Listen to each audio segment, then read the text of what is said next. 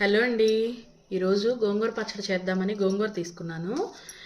ముందుగా గోంగూర కోసి పెట్టుకుందాం. గోంగూర శుభ్రంగా కడుక్కొని పెట్టుకోవాలి. గోంగూర కడిగి పెట్టిన తర్వాత పండుమిర్చి తీసుకుందాం. అలాగే 2 టమాటాలు తీసుకుందాం. ఇవి కూడా ముందు శుభ్రంగా కడుక్కొని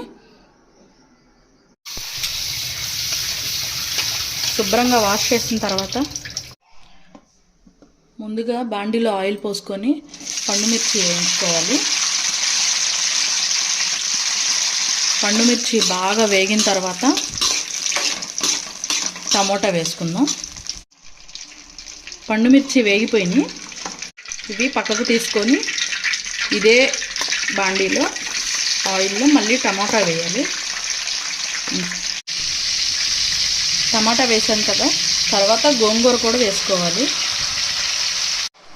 గోంగూర వేసిన తర్వాత కొద్దిసేపు ప్లేట్ పెట్టి మగ్గేంత వరకు ఉంచుకోవాలి.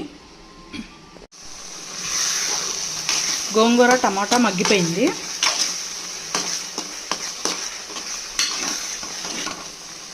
ఇప్పుడు పండుమిర్చి వరకే మిక్సీ పట్టుకొని గోంగూర ఇలా మెదిపేసుకుందాం.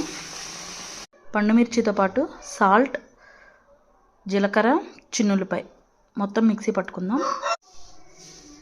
ఆయిల్ హీట్ అయిన తర్వాత పోపు దినుసులు వేసుకుందాం. కొంచెం కరివేపాకు,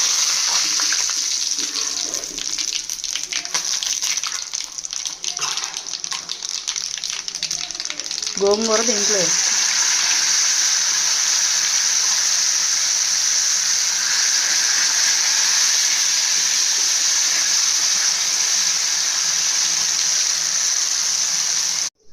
నోరూరించే గోంగూర పచ్చడి రెడీ. నా వీడియో మీకు నచ్చినట్టయితే సబ్స్క్రైబ్ చేయండి, లైక్ చేయండి, షేర్ చేయండి. Thank you friends.